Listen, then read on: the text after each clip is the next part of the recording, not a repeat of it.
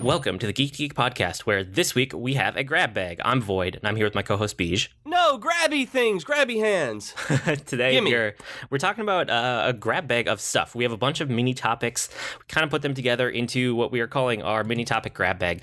And these are mostly from listeners, but so here's how we got these. Over time, people have just mentioned things that they would like to see as episodes, whether on the subreddit or on Twitter. And then also, when we actually did our listener question episode, we had some trickle in after we had recorded, but before the episode had gone live.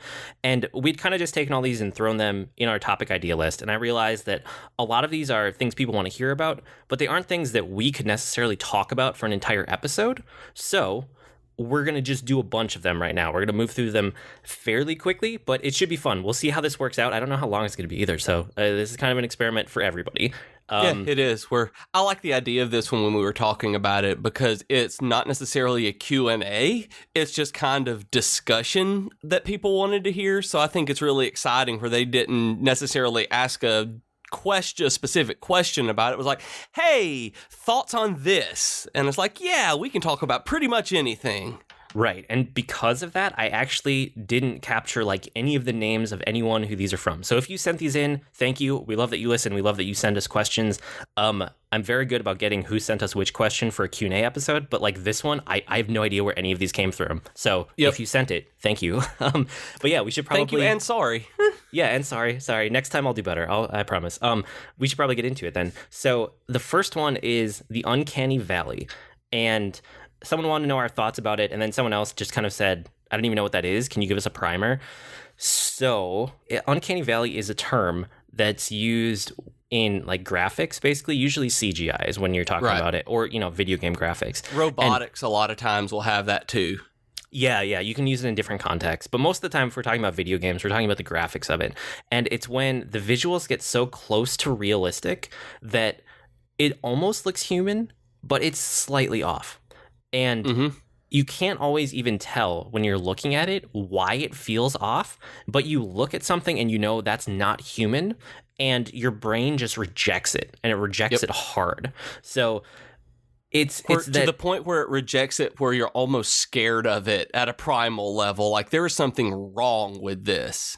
Exactly. And it's one of these things where the Uncanny Valley is this very close area to photorealistic that's not quite there. And you can land on either side of it. So if you go all the way to the point where it looks realistic and your mind buys it, that's great, right? These are like your AAA titles, like, I'm trying to think of good ones recently, like Battlefront the other year for Star Wars.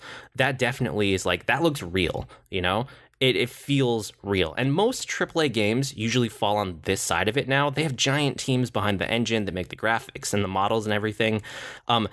And then the other side of it is to just go totally stylized. Something like Firewatch, or there are so many stylized games out there. Even something like The Wind Waker, where it's far enough away from human, but your brain reads it as human anyway, which is really interesting.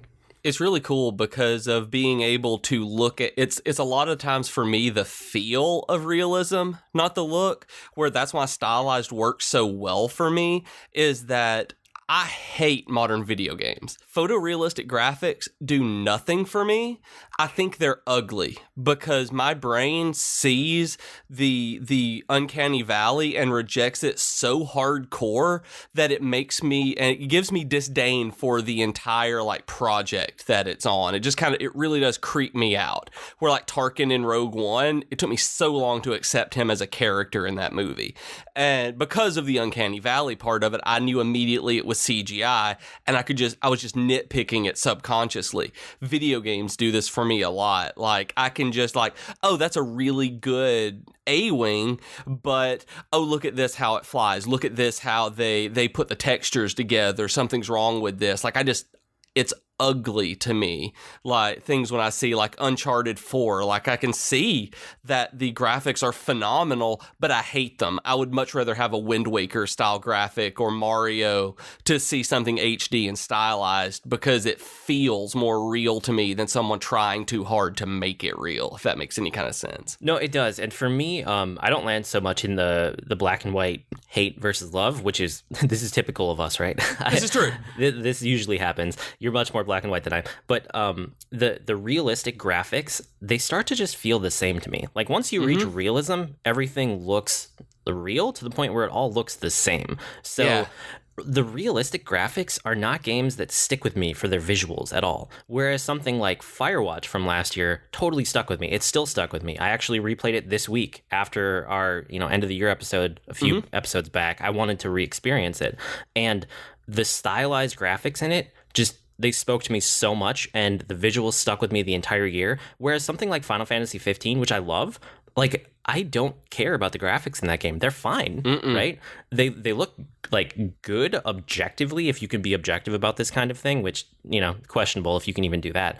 But Final Fantasy 15, for lack of a better term, it looks realistic. So it looks like everything else that looks realistic. It doesn't have its own unique visual style to it, and I would much rather have something stylized when it looks unique, it feels unique, and it doesn't feel like everything else. That was kind of like Kingdoms of Amalur Reckoning, that it came out and was trying to compete with Skyrim when it was new, and I actually like the graphics in Amalur better because it was brighter colors. That's something for me with the photorealistic graphics, is that it always looks kind of muddy, that it tends to go toward the realistic earth tones and things to make it look photorealistic. And for me, that's uninteresting. Kind of like you said, Final Fantasy 15 looks like all the other realistic games. And for me, it's a color palette thing where I can look out the window and see those colors. I look at my screen in Battlefield and I see those colors. I look in Uncharted, I see those colors. And that's something that is really important to me to draw me in, is a unique palette. I love bright colors. I love that kind of stylized stuff. And I get bored of the same kind of level design and level look, which is something I like the Tomb Raider game. As great and as fun as it was, all the levels kind of blurred together as you went from one area to another. Exactly. Cool. Okay, so that's Uncanny Valley. Next topic, game design in general. So they wanted to know, I think, like about elements that we see as industry challenges, and I didn't have any super deep thoughts on this. They gave us a couple other bullet points to hit, though. But I guess as far as industry challenges, I just think that in general, the video game industry is fighting right now between kind of this console AAA experience and mobile. Mobile is where the most growth is. It's where the most revenue is. It's where they keep seeing returns on their investment, even though the games, like the gameplay at the core of them, isn't necessarily good. You have all these like gachapon games, things like Puzzle and Dragon, things like the upcoming Fire Emblem Heroes, which I was excited for, and now I'm much less so because it looks kind of like that gambling gachapon, keep putting money in it and maybe you'll get the thing you want game. There's definitely competition there between what we get on consoles and like dedicated, handheld or home console versus mobile. I think that's the biggest challenge in the industry right now, is how to keep growing both of them and keep the whole industry healthy. Yeah, and it goes into that kind of AAA versus indie thing as well that we've discussed on Twitter, where the AAA industry is getting so big and there's so much money being invested that the shift is it's going to be dramatic whenever something takes over as the real winner of this, that it's going to change everything, and I have no idea what it's going to be. Yeah, and another thing to keep in mind is that historically, this doesn't mean it's going to happen this time, but historically, gaming trends in Japan are a very good indicator of gaming trends worldwide, but Japan has it happen first, and then it takes about 5 or 10 years for it to happen everywhere else. Right. And right now, in the past 5 years, Japan has gone hard away from the console market and hugely into the mobile gaming market on phones. And so games are not doing that well in Japan on consoles at all, but games on mobile are just exploding there. And we see more and more of that in the West now. I hope that we find a better balance here than they have there, because some of those developers over there are really struggling. If they didn't have Western markets right now, they would be done. Like, Yeah. that's just the reality of the situation. They can't make games just for Japan anymore. They have to make games for the world, or at the very least, Japan and the Western world that we think of. Yeah, so that'll be something to keep an eye on. Like, if you keep an eye on Japan, you can usually get a feel of things that might happen in the rest of the world in the next 5 or 10 years in terms of video games. And the same thing goes for Korea as well. You see a lot of Korean developers who are doing unique things that are different from what the Japanese developers are doing, but it's the same kind of thing that if it weren't for the Western market, there was a good chance that they wouldn't be nearly as successful as they are, that it has to be able to come to North America. And I'm not even so sure about Europe. That's one market I don't know really anything about these days, is the European video game market. Yeah, Europe is interesting in that they tend to get most of what we get in North America, but they're almost always like the afterthought, you know? Like, Yeah. it goes kind of, if you're a Japan developer, you think about Japan first, and then you think about the US, and then Europe also. But Europe is a huge market, and they should think about them more, because you have so many potential players there. And again, it's not something we can speak to directly, because both of us are in the US. But, you know, from friends that I have on Twitter and from industry stuff that I read, it's definitely a big market, and the console players should pay more attention than they do to Europeans. So, we'll see over time. So the next thing in this topic of game design in general, do we have any pet peeves of like tropes or mechanics in games? For me, the only thing I could really think of is I hate the games that feel like they have to be long. Like, I'm okay with a game that's 3 hours if it's a good, complete experience, start to finish. It doesn't have to be 8 hours. It doesn't have to be 60 hours for me, right? In fact, if a game feels like it's filling itself out just to reach those amount of hours, I will likely get turned off from it. So, like, this is what happened to me in Uncharted 4. I really liked it, but then I looked at where I was, and I was like, I have to be getting towards the end, right? I wasn't anywhere close to the end. And I just said, nope, I can't play this game with this gameplay for that many more hours. I'm done. So, yeah, just game length, you know? I'm really excited that more indies are on the scene that are bringing us games that are in the like 3 to 6 hour range. I love that. I love a game that I can sit down and consume in one sitting, and I hope we see more of that over time. And I think that along those same lines, that price has something to do with it. That for me, you know, we've talked about this before. If I'm paying $60 for a game, I want to get a lot of playtime out of that. That's a lot of money for me to throw on a single purchase. And so I don't want something that I spend $60 on to have 3 hours of gameplay. But for something like Firewatch or any of the other indie games that are, you know, 5-6 hours long, 15 or $20 feels like it is a good deal, especially if there's replay value in it. So for me, I'm the same way. I don't want an overly long game because it stops being fun, but I also don't want it to be too short that even if the single player campaign, I think you said that the Infinite Warfare was just so short, and if you don't like the multiplayer, that's not worth $60 for me. Oh yeah, that was like an 8-hour campaign, and I don't really buy those kind of games anymore. If it's very multiplayer focused and the single player feels like an afterthought, it's one that I'll borrow or I'll rent or I'll just wait until it's cheap. I mostly go towards the single player games where single player was their focus. But yeah, what else do you have in terms of like pet peeves? I don't like gimmicky touch and motion controls. That I'm giving it a chance on mobile with touch controls and trying new things, and I'm finding that well-made mobile games really are fun. That you were right. But when they're gimmicky, and it's kind of like the Nintendo is really bad about this with the 3DS and DS when it was first coming out, and they're still doing it apparently with the Switch, that the touch and motion controls that don't add anything to the game. That it's just kind of like the Kinect. I just don't like the Kinect. It's never worked right. It has always felt like a second thought, like, hey, here's this cool toy that doesn't really add anything to your experience. That and the same kind of online, when you have an online component that doesn't add anything to the game. That was kind of how I felt about a lot of Street Pass things on the 3DS, that it didn't add anything to the game itself. It was just something to say, oh yeah, we have an online component because we need an online component. Oh yeah, those are good ones. I didn't think about the online thing. But yeah, Street Pass is dead now with the Switch, so Apparently, they agree with you. So yay, something Nintendo agrees with me about, apparently. Yeah, apparently. Okay, so next subtopic of game design. Do we have any examples of existing games with near flawless implementation of a single aspect of their design? I had to think about this one for a while. The only thing I landed on was Mario. And I think Mario is just... It's perfected platforming in a way no other game can touch. And the other games keep trying, and I never find anything that feels as good as Mario. This is why if I ever sit down and actually make a game, which is one of my long-term goals, I'd love to make a game, even if I don't release it to anyone, even if I'm the only one who ever plays it. I think that process would just be fascinating to do once. I would never make a platformer because Mario hasn't nailed, you know?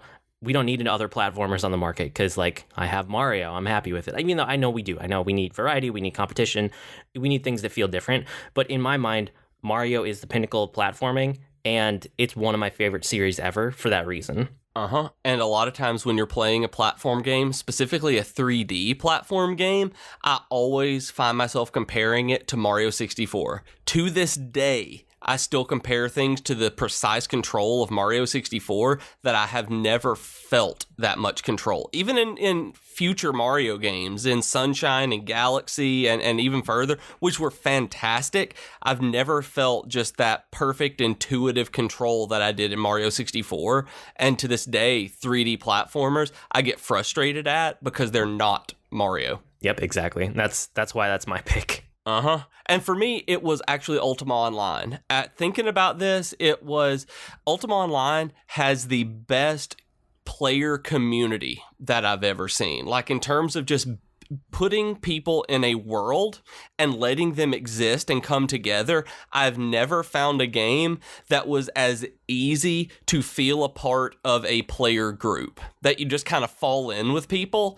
And it was the most realistic social experience I've ever had in a game, where WoW was great. I made a lot of friends in WoW and other, EverQuest style MMOs that were based on MUDs, but Ultima Online, just coming together, being thrown in a world and being forced to interact in a I don't even know what the right word is on how you're forced to interact, but in a very real way where someone can kill you and steal your stuff if you're not nice to them kind of way. It was the best example of a sandbox online community where you could start up a town, you could sell things, run scams, whatever it was that you wanted to do. The tools were there for it back in 1998. And I love that that's happened. And oh, my phone just rang, but I thought I had it on. Oh, dude. Okay, so they just announced episode 8's title. It's called The Last Jedi. Oh, really? That's awesome. Yeah, that was what the message was. I'm glad I saw it. Episode 9, The Last Jedi, just came through on my cell phone. Episode 8. Cool. Episode 8, yeah. Well, Jennifer said 9. That's why I was, the text message had the wrong Roman numeral in it. But hey, yay, The Last Jedi. So wait. So yeah. So do we think, okay, this is now a mini topic. Do we think that they're talking about Luke or Rey in this instance? Probably Luke, I'm going right? to assume...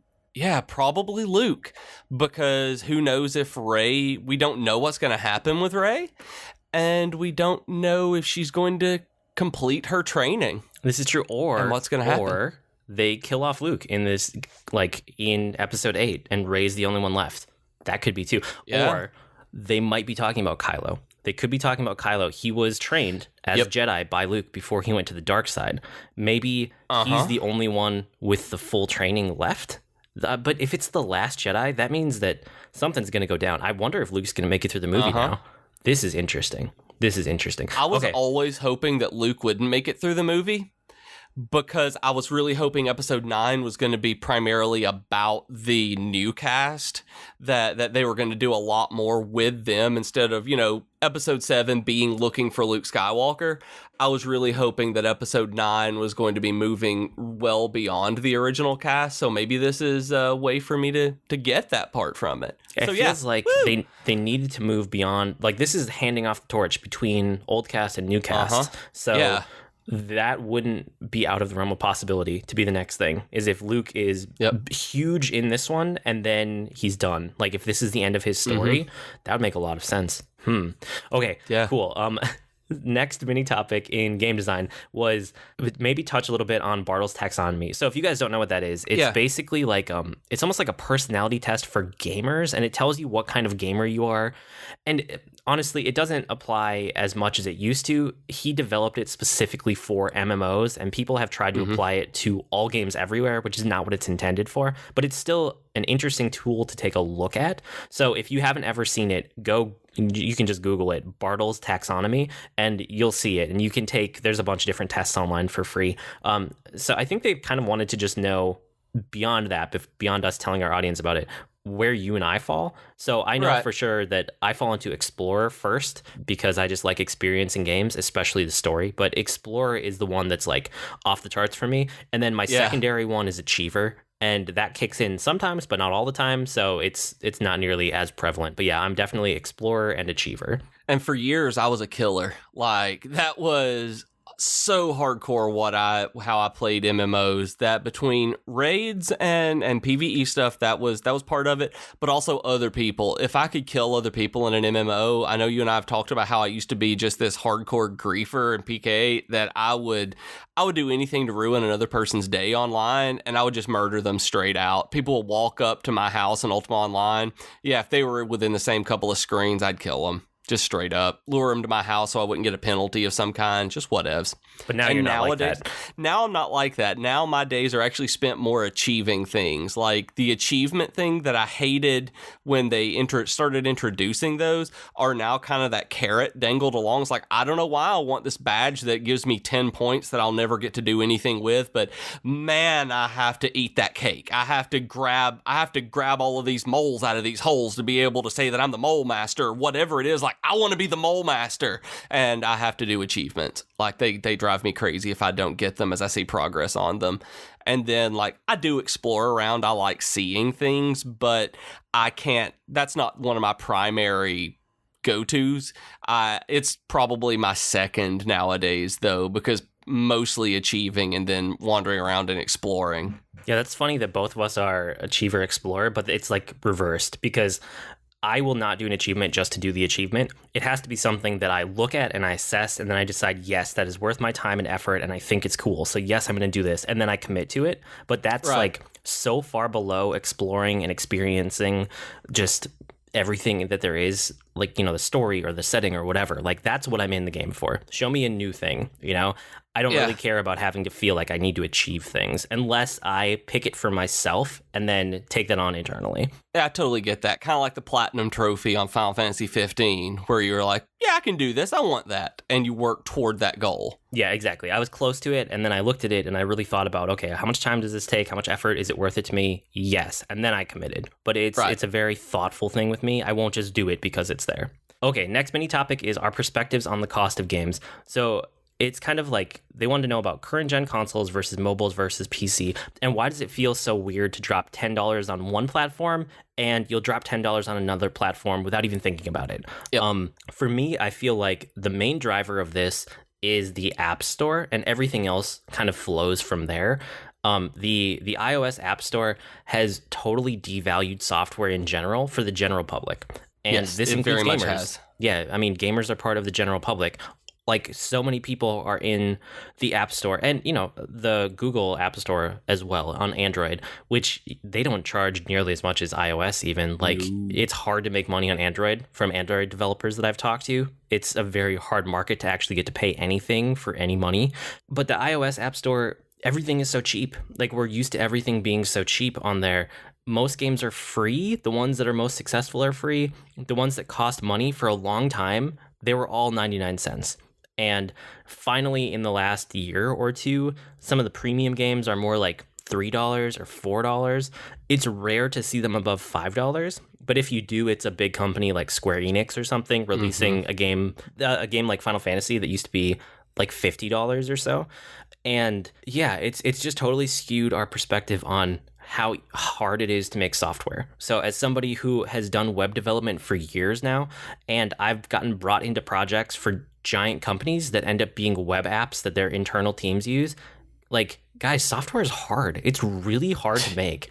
And if you aren't a developer, if you haven't ever been a programmer in any respect, you might not realize like how much time and effort goes into it.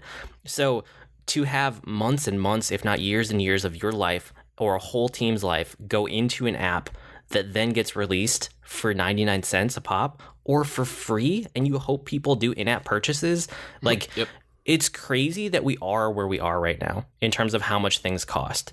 And because of that App Store, I'm spending so much time on the App Store because that has dragged down our baseline price in our mind. So when you look at a $60 game, you cringe, even though honestly, if you look historically at how much games cost over time, games now should be more than $60. Yeah, like, they should be way more than $60 in terms of inflation, because I was paying $50 a game for NES games back in like 1988. Yeah, exactly. Like our big AAA games right now, they should cost more than they do. And I'm glad that they don't. I mean, I don't want to pay more. Nobody wants to pay more than we're paying right now. But they know that they can't go up in price. And we're even now seeing games releasing that are big and they're AAA, and they might come out at $40 sometimes. You know, I mean, look at something like Overwatch. You can buy that. The day one edition was it $30?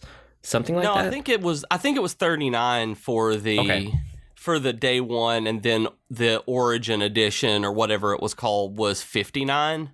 Right. And 5 years ago, they never would have released a version of that at $40. Never. You know, it only would have been the $60 version. And we see more and more developers doing that. Even the AAA developers are coming down in price. And I think it's all driven by that App Store. And then secondarily by PC. A lot of console gamers also game on PC, and PC has Steam sales, and Steam sales make games cheap. So if you're like me and it's not a game that you're 100%, I need this on day one because I'm super pumped for, you'll just wait. Just wait for a Steam sale. Like there's going to be one in the next 3 months. Anytime you listen to this, there's going to be a Steam sale in the next 3 months because that's just the way that it works now. So you just wait for it to go on sale, and then you pick up the game when it's super cheap. Yep. So, yeah. I do that. I don't remember the last time I bought a full-priced game. Maybe it was BioShock Infinite. I bought like day one when it came out. I don't remember, honestly, what it was. Well, and I buy a lot more full-price games than you. Yeah. But it's interesting to me that even this year in the fall, games like Titanfall 2 came out to big critical acclaim, and Battlefield, like Battlefield 1 came out, big critical acclaim. And like Titanfall did not sell well. Like where it was placed between Infinite Warfare and Battlefield, like Titanfall 2 was kind of sent out to die. And within 2 weeks, there were already sales on it for half price. And this is a AAA game with a gigantic budget, and you could get it for $30 after like 2 weeks. It's just crazy, you know, that it comes out day one for $60 and it's already that cheap after only a few weeks. So that's kind of how I feel about the state of money for games at the moment. Yes, I'm the same way. I don't pay money. I don't like paying lots of money for it. If it's not on Steam sale, I'm probably not going to buy it. The most expensive, I have bought one Final Fantasy game on mobile, Final Fantasy VI. That was, I want to say it was when it was $16 or something like that. And then I bought Super Mario Run for $10. And just in general, I don't want to pay that much because I don't get a lot of value out of games these days. I know that sounds weird, but I bounce off of games so quickly. Not as quickly as you do, but even fantastic games I lose interest in, so I don't want to spend a lot of money on them. Yeah, but I think the difference here is you bounce off of games. I will complete games quickly. So like you'll try it and you'll get to the point where you're just frustrated or you give up or it's not for you anymore. I will get into a game and I will devour it in a few days or a week, but I will have put tons and tons of hours into it and experienced everything I wanted to out of the game. That's true. For me, it's worth it. For you, it's not. I mean, and that's probably one of the big reasons right there. Yeah, that's really true. Okay, and then another one, I tried to put most of the gaming ones together here. Digital copies versus physical copies of games. So for me, I'm basically all digital these days. I think physical games are just annoying. They take up too much space. You have to keep track of them. And then, as I found out when I started renting from GameFly, physical games take a long time to install because they actually download these giant patches from the internet anyway that sit on your hard drive. And that's just dumb. Like, Yeah, I thought it that is. one of the benefits of physical games was you put it in and then you start playing it right away. You don't have to wait for a download. That apparently does not exist anymore. You have to wait for it to install, just like you used to have to wait on PC, but now it's on console. So I don't know. All the things about physical games, I don't like them. I mean, I guess the only thing is you can probably find them cheaper than digital sometimes, and sometimes, but that's the only thing I think physical has going for it. Well, I think because I don't actually buy a lot of physical games anymore, but because of Steam sales, because I'm primarily a PC player, I get them on Steam sale or Green Man Gaming or Humble Bundle or something like that. But when I do buy a physical console game, I do it for resale. It's something that I know later on I'm going to toss on eBay and make part of my money back. That I can't do that with digital games, that if I were to buy something on the PlayStation Store, that I'm out that much money, and I look at a lot of console games as a return on investment because I don't buy everything. I don't play a lot like you do, like when you GameFlyed. So I end up just going for resale, that I'll play through it and then toss it on eBay and see if I can get $15, $20, $30 off of it, depending on what it is. Yeah, that makes sense. Whereas, like, I like to keep my collection of games, whether they're physical or digital, which is one of the reasons I've moved to digital, because I can keep them all on the device and I don't have to have boxes and discs and cartridges and stuff sitting around that just, I don't have space. You know, I have 2 kids and we live in a townhouse, which it's not like a tiny townhouse, but I have 2 kids. Like, I don't have space to just have physical media everywhere. I mean, I don't buy DVDs and Blu-rays anymore for the same reason. You know, I would rather have it digitally in some form or another, so it can sit on a hard drive on one of my many devices that I have, and I don't have to worry about it. I just know that it's there when I need it, but it's not taking up space in my house. And when digital first came along and you could buy and rent digitally, I was kind of resistant to it because of digital rights management, where it was like, I'm going to pay whatever it is for this game or whatever it is for this movie, and I'm going to be locked into this particular ecosystem where I have to watch it from here. And the more I've thought about it, the less I care about that, because we have these industry standards. You have it on either the PlayStation Network, Google Play, Amazon, whatever. But just like DVD and VHS, at some point there's going to be so much of a better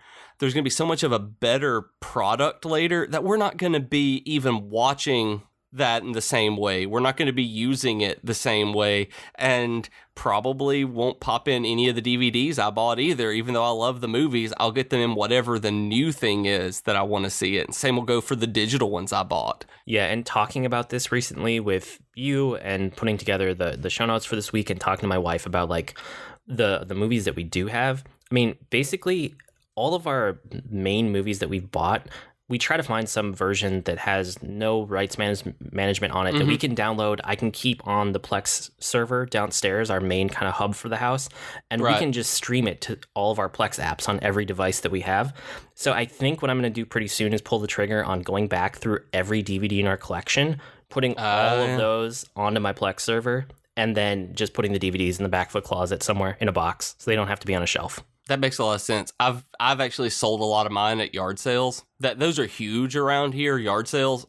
For the garage sales and a lot of other places, I don't know why we call them yard sales, because we do them in our yards. And I sold lots of DVDs that way. You say DVDs are $1 a piece, and people just run up and grab them around here. And I've had them, once everybody has their pick of them, then somebody comes up who owns a variety store and will be like, how many do you have here? It's like, I'll give you $300 for the rest of this box. And I'm like, heck yeah. And then I sell them for that. So they, not nearly as much money as I spend on it, but I don't have to keep up with them anymore either.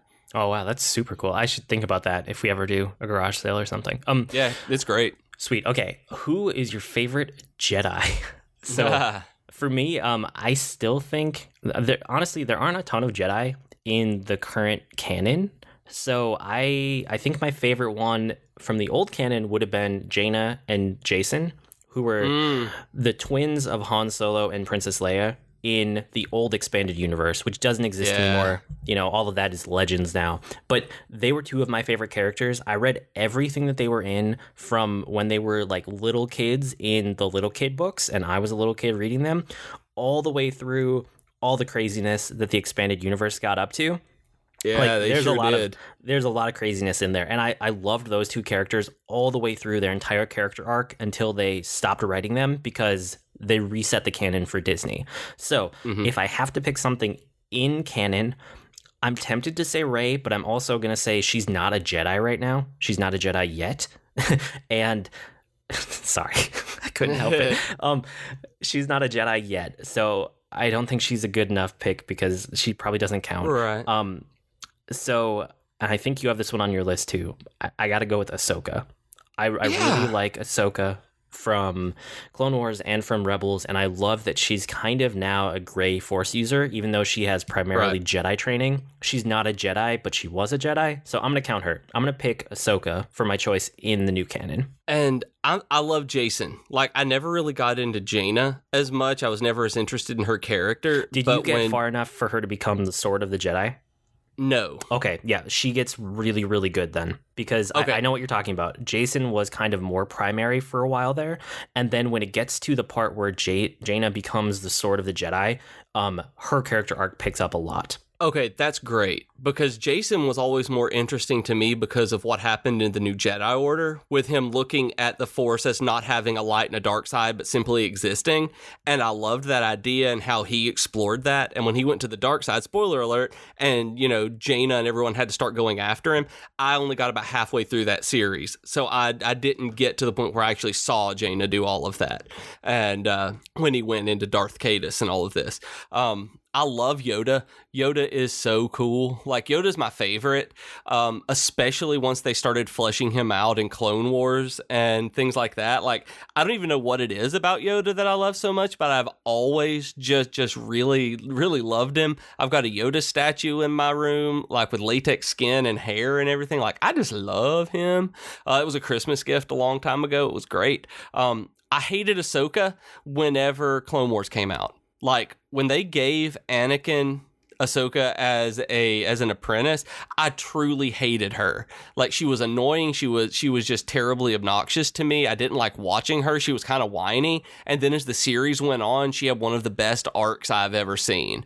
That when she stopped being a Jedi, when she and Anakin had that scene outside of the Jedi Temple, it made me tear up and cry because it was just heartbreaking. And so I just really started liking Ahsoka. She's also my favorite character to play in Disney Infinity, so that's fun too.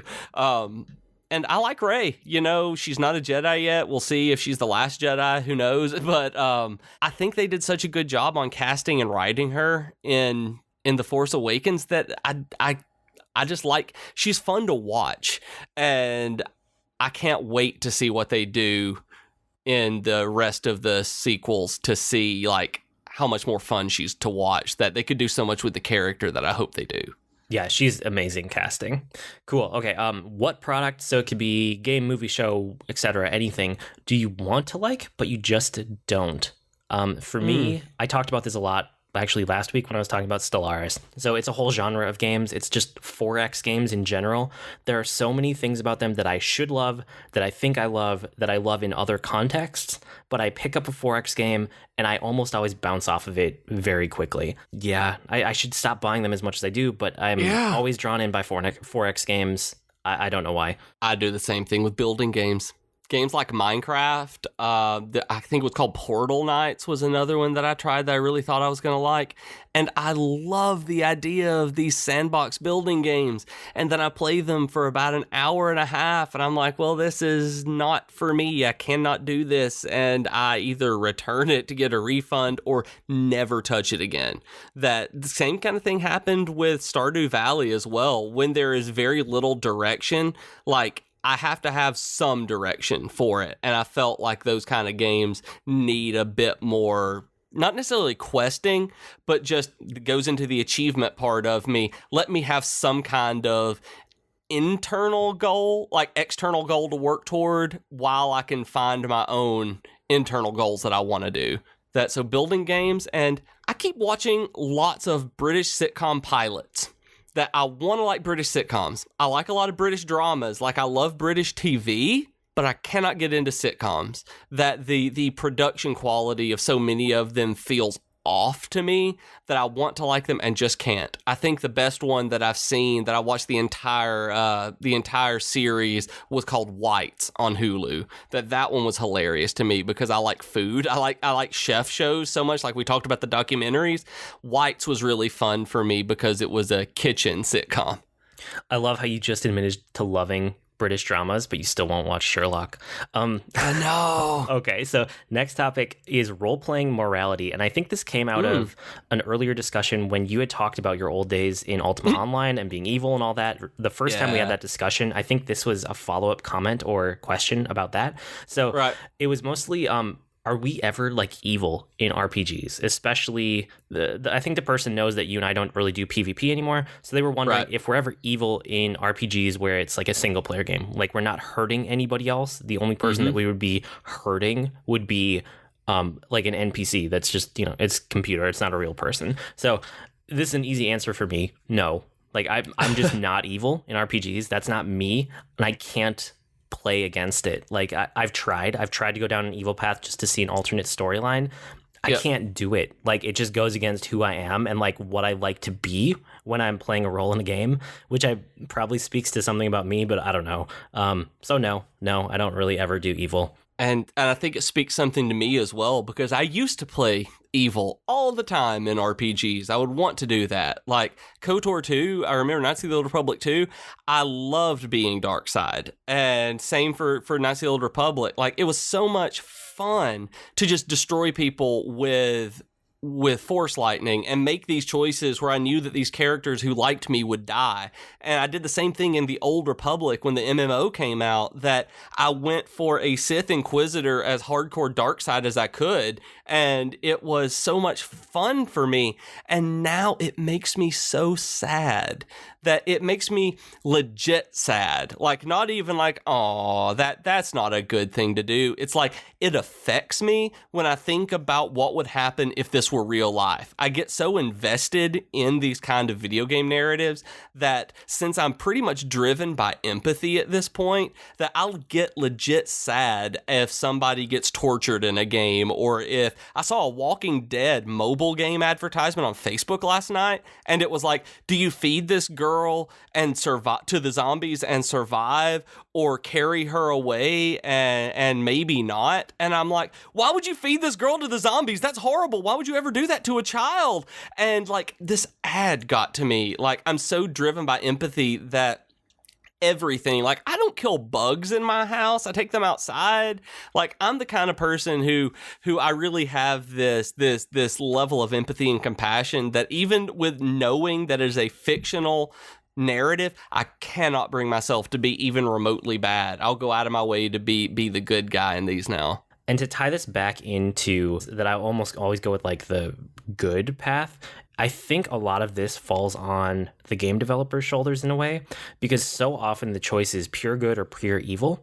Yeah. And I'm not either of those. What I really like to find in games are these middle shades of gray where there's no easy choice, where there's no obvious answer for what's going to happen, if it's going to be good or evil. Whereas you can play Mass Effect and you can hold up into the, up into the right, and that'll always give you the good choice. And that's basically how I played that game.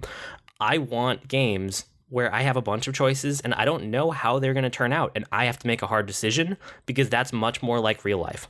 I enjoy exploring those shades of gray in between. I don't like pure evil. I don't really like pure good either. But if I'm forced to choose between those, I'll always go with good over evil. But again, that's not how life is. So I hope we see more games that are more in the middle, or more, you know what I'm saying, right? I do. Yeah. And a lot of people try to play the gray area in like BioWare games, where you do some evil stuff, some light stuff, and try to stay in the middle based on the situation instead of going all in on one or the other.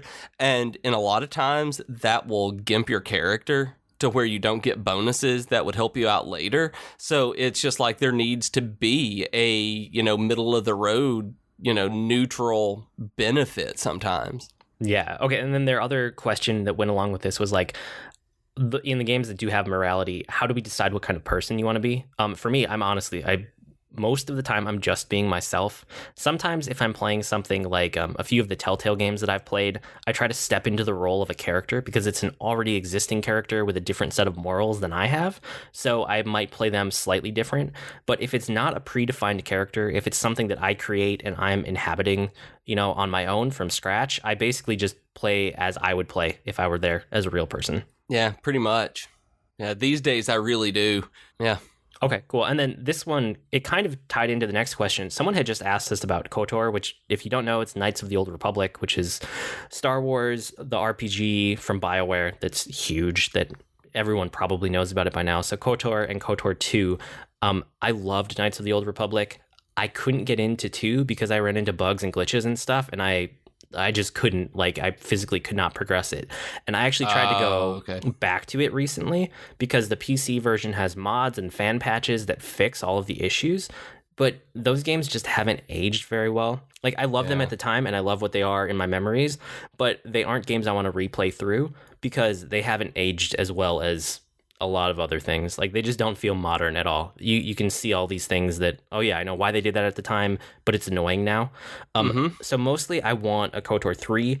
I would love for them to come back, reboot the franchise in the new canon, and make us a new BioWare RPG in the Star Wars universe in some way. Whereas something like SOTOR, which is the online version of Knights of the Old Republic that came out, that was a huge letdown for me. I've never been able to get into it. And I was so into the Old Republic that I was literally one of the first people to ever log into the game because I woke up early and I sat at my computer typing my password in during early access until I was seriously, the moment that the servers came up, I was online playing that game. And I was all in for a very long time, and it felt like playing the Burning Crusade. Years after the WoW Burning Crusade expansion came out. It was a very dated MMO, but I loved the way that they built in the storytelling, and I really liked those stories. But after playing through with a couple of alts, it got really boring, and the end game didn't have anything that kept me invested in it. So after I'd played through it and got used to the mechanics and realized that there wasn't a lot of depth, I bounced off of it then, and keep occasionally trying to go back into it and get in, and it's still the mechanics that keep me out of it, not the story, because they still, I think, do a very good job in terms of narrative storytelling, but they don't do a good job in keeping up with modern mechanics that remain interesting. Yep, totally. I see where you're coming from. The next thing up was Mario Kart series. So I don't really know what the listener who sent this wanted us to talk about, because it was written down in the list as Mario Kart series. So I'm just going to say Mario Kart rocks. I think basically everybody likes Mario Kart. I've played every one of them. I love them. I'm definitely going to be getting Mario Kart 8 Deluxe, even though it's not a 100% new game. But I talked about that a lot last week, so I'm not going to dwell on it. Mostly, I love Mario Kart. It's a great series. Mario Kart is so good. It may be my favorite series of all time, just thinking about it like this, because I've played every one of them from the very beginning, like pretty much everybody else. Mario Kart 64, like everybody else again, is totally nostalgic to me. I had four to six friends who would gather around in all of our bedrooms when we were in high school, play 4-player Mario Kart, and we would just mess with each other over and over again while we were playing in the same room. I remember trying to win and yelling kidney punch and punching one of my buddies in the kidney to make sure that I passed him on Mario Kart 64. I have so many good memories of this game, and yes, kidney punching someone is a good memory. But I went back and got this on the virtual console on the Wii, and I just didn't feel like it held up. Because they've made so many advancements in the series, that Mario Kart 64 was a great game and is a great game. But for me, I have to keep that in nostalgia land, where I don't want to play it anymore because the game has gotten so much better. Though going back, I still think Double Dash is my favorite one because switching between characters was such a fun mechanic.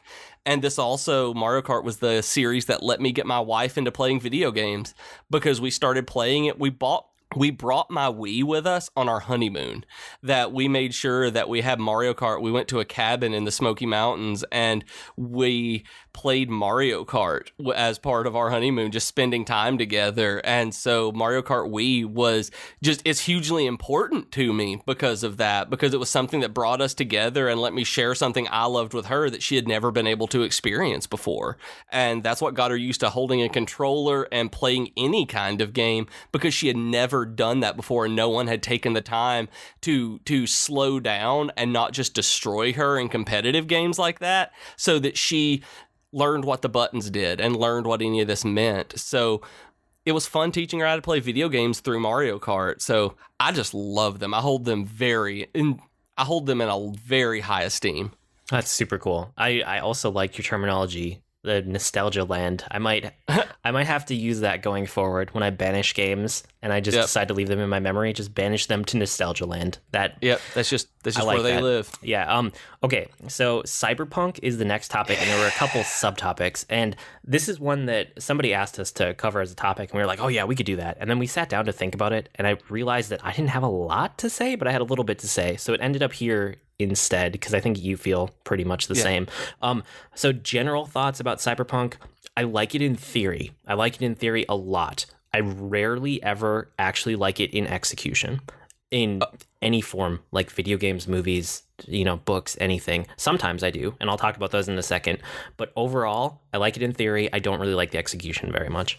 Okay, what is it about the execution you don't like? I wanna actually know in that because I love me some steampunk. Like, I love it, love it, love it, love it, love it. Like, steampunk? I don't want to say I dream it, or cyberpunk. Sorry. Okay. What is it about? Like, I love love me some cyberpunk. Like, I dream in cyberpunk. Like, this is something that I just love the aesthetic of it, and just the subversive aspect of the punk part of it. We're using technology to subvert society, to subvert other people, to subvert something that is important, and using it for a greater good is something that I feel very strongly about, where I think that's part of what I liked about, Mr. Robot, of using technology to be subversive for a better cause. And that's a big part of what cyberpunk is breaking against the norm.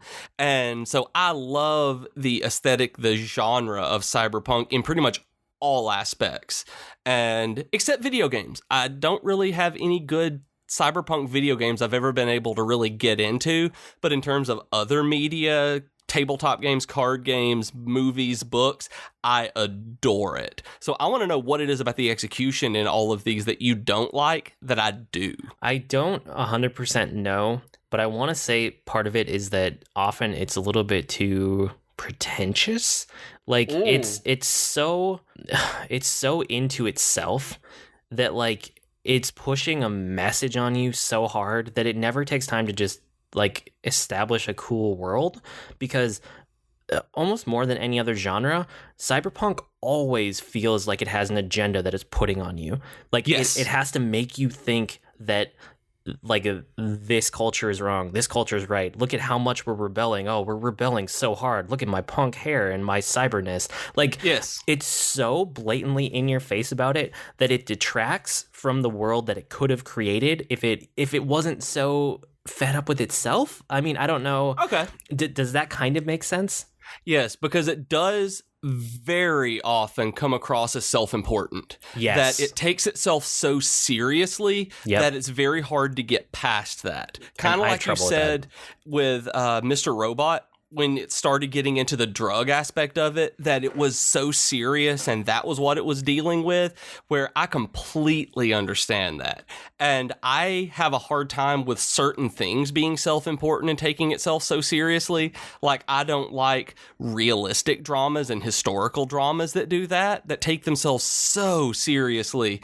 But I like science fiction that takes itself seriously like that, because I feel as though there can be far more actual societal commentary going on in speculative fiction, that the seriousness, the serious tone and almost pretentiousness, I can look over that because it's something that I could then apply to my life, as opposed to the we don't repeat history kind of thing of other stuff. No, and I get that with science fiction too. Like, I'm okay with it in science fiction, but it doesn't always feel like they're pushing such an agenda on you when it's sci-fi. And it also doesn't, like, cyberpunk, the punk part comes into play here, right? Yes, a lot it of does. the time when they get too full of themselves, it feels like a teenager lashing out in this like adolescent way that I just don't care about, you know? It's Right. like, I'm a punk because I'm a punk and I'm so punky. And it's like, you know what? Can you just be quiet? Like, I don't care anymore. I liked you before, and now I don't care about you at all. Again, that's all generalities for the genre. I mean, if we actually dig in a little bit, like cyberpunk games, like I tried Shadowrun and I just couldn't get into it. Something about, I think it was more the gameplay, like the isometric perspective with the setting, something just didn't click for me. But it wasn't one that was super pretentious. It didn't click with me. But I'm in the middle of, and I actually moved this up from my Geekery for the week, but there's a game called Valhalla, but it's not spelled like Valhalla. Do you see it in the show notes right there? Yeah, it's VA11 Hall-A. Yeah. And so it's a cyberpunk bar, and you're the bartender, and you have people in the world come in and just talk to you while they're having their drinks. And the entire interaction of the game is talking to these patrons and serving them up drinks. And depending on what you serve them and if you serve them correctly, it can kind of change your relationship with them. But the only decisions that you're making from the player perspective are which drinks to serve them and if you serve them correctly. But it also kind of becomes a choose your own adventure because those affect things. I've wanted to play this. Yeah, it's like all about the world and the characters, and I really like it. So this is one of those executions that works for me. Awesome, because I've wanted to play it, and it's been on my radar since I think release day, and I saw people tweeting about it, and I've watched some streams of it, and I really, really, really want to play it, and it's one that I just haven't picked up yet, but I fully intend to grab this on a Steam sale at some point. Cool. Okay, and then the other one for me that I played a bunch of was Netrunner. I really liked the Netrunner card game, and it was great. And the only reason I stopped was that the partner that I had been playing with regularly moved on to a new job. So it was when I was at my old job, and we would play some kind of game every day at lunch, and it was like he and I played Netrunner pretty seriously for a while, and then he went to a new job, and I was like, well, okay, I guess I'm done with this game. I don't have anyone else to play it with. And then in terms of games coming up, the only one that I'm really excited for is Cyberpunk 2077, which, have you heard about this one? I've heard about it, but I know not much more than that. Okay, it's The Witcher, you know, The Witcher 1, 2, and 3. Yeah. I loved the world building in The Witcher 3, but it's this like dark kind of medieval fantasy setting that I respect the world building so much, but I don't particularly like that setting. I want to see what that team does with Cyberpunk, because I feel like it's the same team. It is that team, but they are doing a Cyberpunk game. And so there are almost no details about it, but I am so incredibly excited to see what they do with it. Yeah, that'll be awesome. I wasn't aware it was the same team as The Witcher. And while I've never played them, I've heard so many just amazingly positive responses to The Witcher 3 that Cyberpunk 2077 is now on my give me that list. And then in terms of like cyberpunk books, the only one that I could think of off the top of my head was Ready Player One, if you would call that cyberpunk. I really like that one though. I do. I actually really like Ready Player One. It might be my favorite book. That I've read it so many times and thought about it so many times and listened to it so many times that I love it a bunch. That Ready Player One is phenomenal. And for those of you who don't know what it is, I picked it up because I heard it described as Willy Wonka meets the Matrix, and that's essentially what it is. It is a guy who goes into virtual reality looking for this golden ticket kind of just quest along the way. It is so good. Like, if you are a gamer and you haven't read Ready Player One, you really are doing yourself a disservice and are missing out on it. Yeah, the setup is that the guy who created the entire virtual world, that's like everybody in the world goes to this virtual world, right? It's like if it was one connected service. It's like the internet. Like that has become the internet. It has basically become the internet, but it's this virtual world. And the guy who made it died. and he left Easter eggs in the game. And he said, if you can find all my Easter eggs and get to the end of this challenge, then you will get all the rights and you will be in charge of this entire virtual world. Whoever can figure it out has earned it. And so it's basically being given the chocolate factory because you get the corporation along with it, not just the virtual world. Right. So the people who are hunting for it are called eggers. Is that right? Because they're looking for Easter eggs, if I remember right. I think so. It's something like that. I really can't remember like that off the top of my head. I haven't read it recently. It's weird. I've read it so many times and I can't remember that. Yeah, it's really good. Gunters. Gunters. Thank you. Oh yeah, egg hunters. Gunters. Got it. Yeah, egg hunters. They're gunters. And so the thing is, the guy who had created this virtual world, he grew up in the 80s, like late 70s to early 80s, well, into the 80s. So what all of these people who are hunting for the eggs, they realize that they need to go back to his past to learn more about him and the things he liked, to have the context to be able to find the Easter eggs that are hidden. So suddenly it's the future, but there's this huge resurgence of 70s and 80s culture. So all of these movies that you love, like Star Wars, right, are big parts of the virtual world because this new generation of kids who's been after these Easter eggs has gone back and gotten interested in old media. So that's kind of Back to the Future, Blade Runner, Dungeons and Dragons, Zork. Like all of it. Yeah. Yeah, so it's a really cool setting. I really like that book. Like, it's super good. And that is what I consider to be modern steampunk that has evolved the genre beyond what it started out as. Cyberpunk. Whereas, like, I keep saying steampunk, don't I? Where that's what I consider modern cyberpunk, where it has evolved the genre into something that is for the current society as opposed to what it was in the late 80s and early 90s when it started. Because Neuromancer by William Gibson really started the genre. I would even recommend this as our book of the week, even though we're not there where we normally talk about it. I would say Ready Player One is probably one of my up there for my favorite audiobooks. So yeah, absolutely. If you guys are interested, that'll be our book recommendation this week. Check out Ready Player One. You can get a free copy of any audiobook. If you want to help support us, go to audibletrial.com/geek2geekcast. But yeah, definitely Ready Player One is a great one.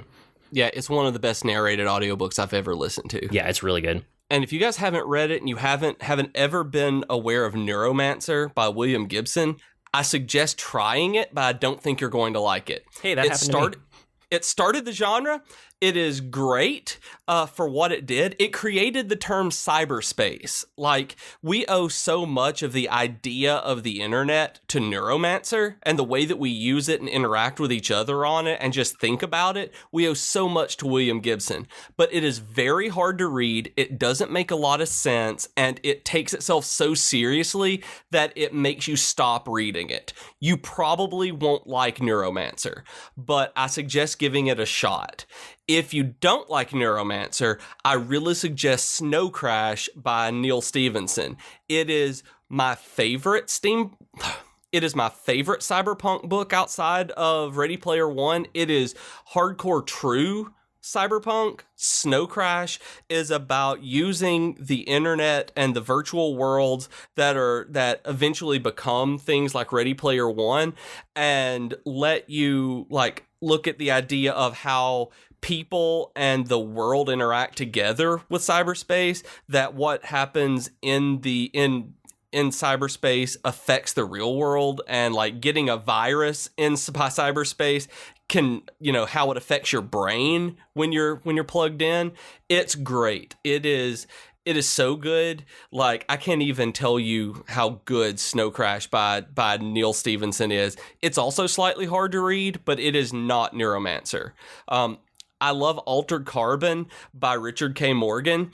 It's pseudo cyberpunk where it is a kind of detective novel where they have figured out how to transfer people's consciousnesses into different bodies, but by having a digital stack which is basically a chip installed at the base of your skull at the top of your spinal column, and they can beam this digitally to different planets, and into bodies they call sleeves, and there are synthetic sleeves, and then there are real bodies that you can take over, and it's really good, and it interacts with the idea of technology and consciousness a lot. That there's a 3-book series on them that are just fantastic, and I actually listened to them on Audible, Altered Carbon, and the narrator is one of my favorites ever.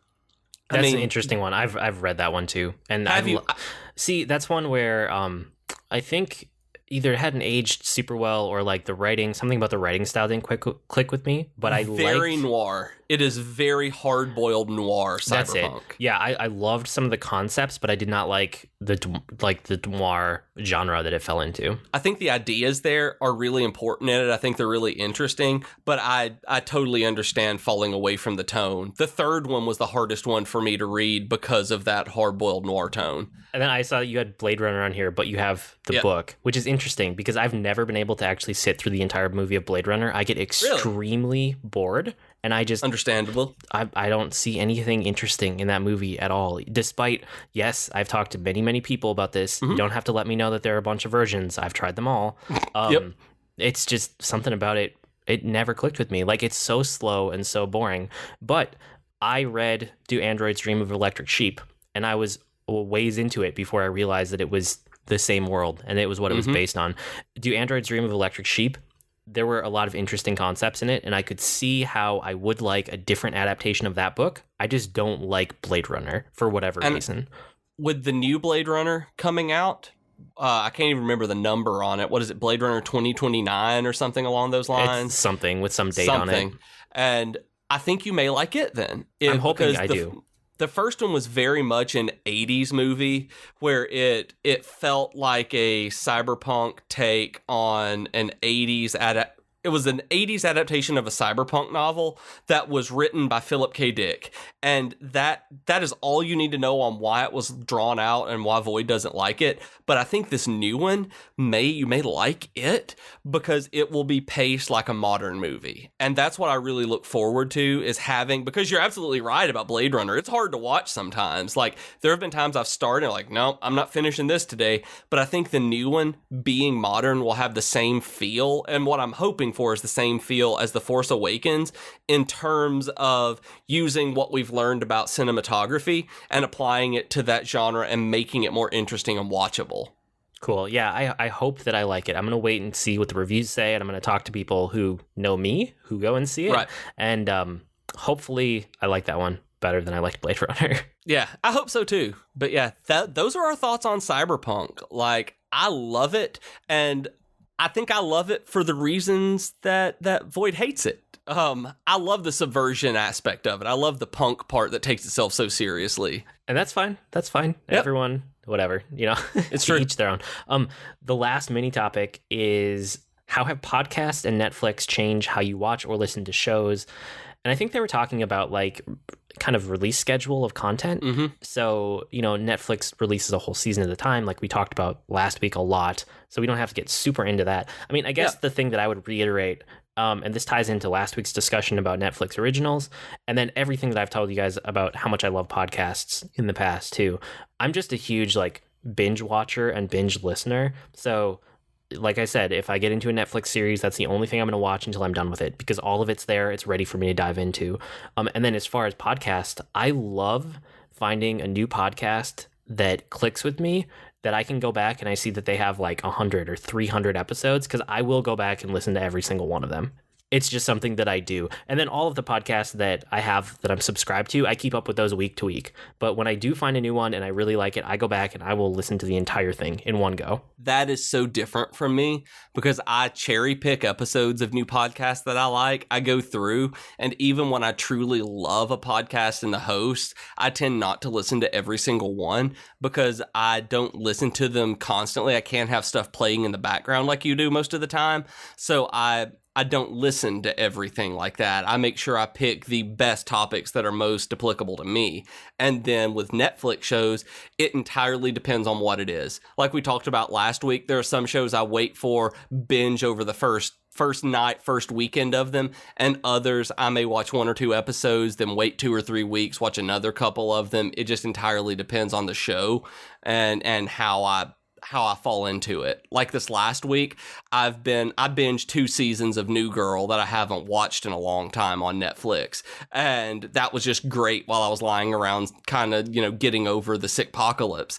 And the same thing happened with Agents of S.H.I.E.L.D. while I was working, that I was just sitting on the couch letting it play in the background. But I can't do that with podcasts. I just cannot binge listening to things like that. Oh, that's fair. I know it totally depends on the kind of work I'm doing. Like, I can't be writing and I can't be reading while I'm listening to a podcast, but I can be coding and I can be designing and I can be tweaking existing things. It totally depends what I'm doing day to day.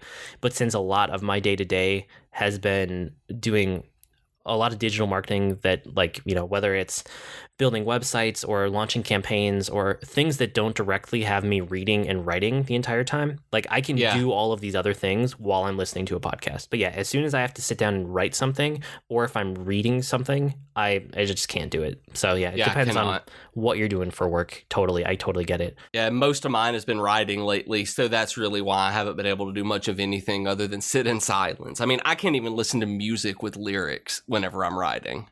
Yeah, and again, everyone's different. Like, I can do music for almost everything. I'm fine with music in the background. But cool, that's everything that was in the grab bag. We got through all of it, and it didn't go super long, which I was hoping for. Not super long. And we already talked about, check out Ready Player One if you want to. The sponsor of the week. At audibletrial.com/geek-to-geekcast. Oh, thank you. And then it's probably time for Weekly Geekery. So that's where we share what we've been geeking out about this week. And I'm going to push some of this to next week because we're already a little long on time. But what have you been up to? I've spent a lot of time since, not to talk politics. I'm not going to get into it, but just thinking about things and then thinking about cyberpunk and stuff like this. I've really started reading up on digital security and things like the Onion router and proxy servers and how to protect yourself online, that it really has just kind of been in the forefront. So I've been really thinking about, because of appointments to the FCC and things like that, where net neutrality is kind of my big thing. Like, I really, if I'm a one issue voter, net neutrality would be my one issue. And so I've been reading up a lot on digital security, encryption, the Onion router, and different ways to protect anonymity online and freedom of, like, just online freedoms. So that's been where a lot of my attention has gone. For me, I started, like I said last week, I wanted to start replaying and rewatching some of the stuff that I know that I really like. So I sat down one night and I replayed all of Firewatch, and it's still fantastic. I love that game. I rewatched all of The Crown with my wife this week, and it's still really good. Oh, wow. And I'm still really excited for season 2. So those were 2 that were very successful, re-experience media that I already know that I like, to see how it holds up. Beyond that, there was one night this week where I caught my kids up super late and they were playing Pokemon together, and I just couldn't get mad at them. Like, they were supposed to be sleeping and it was late. It was really late. And I went up to check on them, because I check on them a couple times a night to see if they're asleep or if they need anything. I checked my daughter's room and she wasn't in there. And I went into my son's room and they were sitting there together on his bed with their 2DSs out. And I was just like, what are you guys doing? And they're like, we're trading Pokemon, obviously. And I was just like, I couldn't be mad. I was like, okay, carry on. I was like, after you finish trading, go to your own rooms. And they were like, okay. And I don't know. It was just awesome. I love that. That's really cool. Yeah, sitting shoulder to shoulder, playing Pokemon together. It was really cool to see. And then I wanted to ask you, did you see the Wolverine and the Power Rangers trailers this week? Oh, yeah. I nerded out so hard on both of these. Like, just absolutely went nuts for both trailers. Like, I've watched them so many times each. Did you see the Red Band trailer for Wolverine? No, but I should take a look at it. You should. I liked it better than the Green Band. Okay, both of them made me more interested in the movies. And I already was kind of bought in for Power Rangers, and I was unsure about Wolverine. But now, I mean, I guess it's Logan. It's Logan, isn't it? Logan, right. Yeah, I definitely want to see Logan now. I still don't know if I'll see it in theaters, because I usually don't see any of the X-Men movies in theaters, but I'm definitely more excited about it now. Oh, and I don't like Logan. I don't like Wolverine. And I'm so going to be reading all of the Old Man Logan storylines. I'm so going to learn more about X-23 because of this. And I haven't been an X-Men, like true X-Men fan in a long time. And these trailers that they've released between the Red Band for trailer 2 and the Green Band and the original, I am fully invested in this movie because of the marketing. Now, I've been let down by marketing before. Terminator Salvation, I thought had a wonderful marketing campaign, and the movie turned out to be incomprehensible garbage. But I don't think Logan's going to be that way. And I'm super excited to see what they do with it, because again, they seem to be approaching it from a human perspective. They're really making an action movie with characters instead of cardboard cutouts of what are supposed to be people in an action movie setting. Cool. Yeah. I hope to hear more, and I know that we're going to hear more from the comic box. So that's that's probably going to be my number one source of impressions for this movie and this trailer. I actually think that Rob on the comic box is doing an entire episode about this trailer next week. So I'm really excited to listen to that and see how it goes, because I want to know more, and I don't have the context for it, but he does. Right. So he's going to impart his knowledge over podcast form to me. Besides that, the only other thing I really want to talk about was the Fire Emblem Nintendo Direct. Did you see any of the news that came out of this? I saw a headline and I never clicked in. Where I saw it, I was like, oh, cool, something, and then went and did something else. Oh, okay. But I like Fire Emblem a lot more than you do anyway. So I was hoping that there would be a game or two that they announced. And they announced like 6 games if you count all the different versions of it. Like, gosh. Fire Emblem is a game that, if you guys don't know, Nintendo almost killed off a few years ago. Right after, and I don't remember all the names because I didn't get into the series at that point. It was right before Fire Emblem Awakening. Whatever the game or two leading up to it was, they did horribly. And Fire Emblem, the first few were like really good successes. So something happened over time. And Nintendo basically put down an ultimatum, and they said, you have one more chance. You can make Fire Emblem Awakening. And if it does not sell, it was something like 250,000 copies. Oh, wow.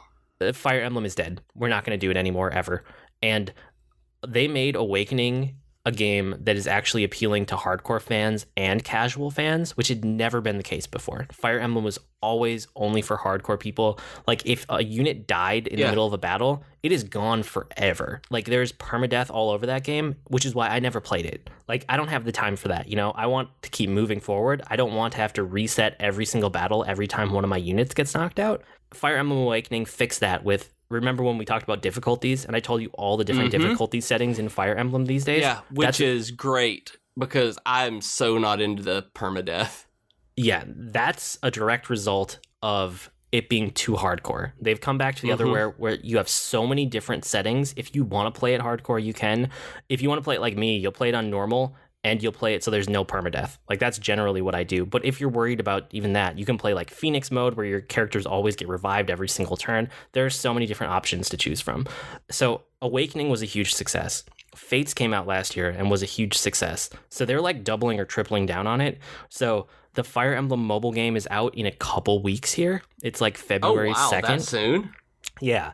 And that one is a gachapon game. So I was really excited about it, and now I'm less so. Because, what does that mean?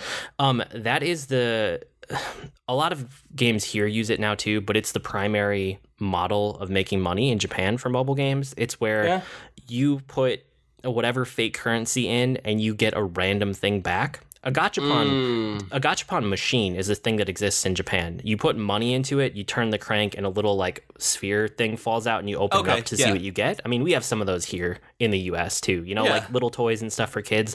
It's a huge market in Japan for all kinds of things at all different price points. So they applied that to mobile games, and that are like, if you play Puzzle and Dragon, if you play like any of the things that are the top grossing ones on the App Store, where you pay money, but you're not guaranteed to get anything. It's just kind of random. That is the gachapon model. Does that make sense? Yeah, it does. And I both like and despise that model, because being an old CCG player, I like the randomness of kind of gambling like that, where it's like, oh, I might get something really awesome. And most of the time you get something that's kind of like, oh, cool, I got another swamp tentacle. And so I haven't done that a lot in games that have like those blind packs. Yeah, and I don't like how it feels like gambling. Like, I would gladly pay a bunch of money to get everything in this game unlocked one time. But to keep putting money in and not getting, like, knowing what you're going to get out of it, I don't like that. So we'll see once this game actually comes out. If it's really there to just fleece people for their money, I will probably just play it without giving any money in. If it seems okay, and I really like it, I might throw some money into it 1 or 2 times, but I'm not going to, like, I'm not one of the whales that they're hunting. I'm not going to constantly feed the beast, you know? So that's Fire Emblem Heroes. We'll see how that one goes. There's one coming out that's like Fire Emblem, there's some subtitle, but it's basically like they're going to start remastering old ones, it looks like. So they remastered the second Fire Emblem game, updated it. It's going to come to 3DS and 2DS. We'll see how that one ends up being. I guess that one used to be a super hardcore game. Hopefully they make it more approachable this time.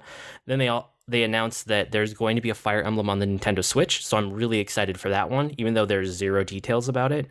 And there's a Fire Emblem Warriors game coming out, which is basically like Dynasty Warriors, Hyrule Warriors, any of those games where you just kill like millions and millions of waves of enemies that never stop. I hate those games, as I've said 100 times, but yeah, man. We'll see. Sometimes I pick up those games and enjoy them, and sometimes I pick them up and feel like they're pointless. So I will wait until the reviews come back and maybe get that one. Probably not, but maybe. I don't know. And I can totally see how if you're into the world, that they would be super fun, because I have really enjoyed like Marvel Future Fight, which is a beat 'em up where it's just level after level of smashing things, but I like playing as these superheroes. So I could totally see how if you're into that, into the world, that it would still be a super fun game to play. Right. I think it's just like how attached you are to the property. Like I played through all of Hyrule Warriors and I thought it was okay, but I didn't replay it. I didn't go back and try to perfect the levels. I played through it once and I was done, you know? Yeah. Whereas if they came out with like a Final Fantasy version of these games, I would be all over it. You would never step outside again. Like I would be so excited. So we'll see. But mostly there's a lot of Fire Emblem coming. So apparently Nintendo sees it as one of their core franchises again after almost killing it a few years ago, which is just, sometimes it's so funny. I mean, that's the kind of thing I guess you have to do in the development cycle to revitalize something, is look at it from an objective standpoint. But like, if we can't figure out how to make this make money, then we have to kill it. It's not worth the investment, but they did figure it out. Yeah. So that's it. That's it for Weekly Geekery. Thanks for sticking with us through the grab bag. That was interesting. We'll have to do that again as these things pile up. Cool. You can always write to us with comments, suggestions, or feedback. Our email address is geek2geekcast@gmail.com, or reach us on Twitter @geek2geekcast. We have our longer discussion threads on our subreddit at reddit.com/r/geek2geekcast. And if you want to get email updates about our network's podcasts and get them delivered directly to your inbox without having to use a podcatcher, sign up at geek2geekcast.net and let us know which of the shows you want updates about. I blog almost daily at agreenmushroom.com, and you can find me at grnmushroom. That's green mushroom without the E's on Twitter. And I'm on Twitter as @Professor Beej. That's Beej with 2 E's. And I blog and occasionally podcast at geekfitness.net. We've been Void and Beej with your Geek to Geek podcast. That'll do it for this week. See you next week, geeks. Bye-bye.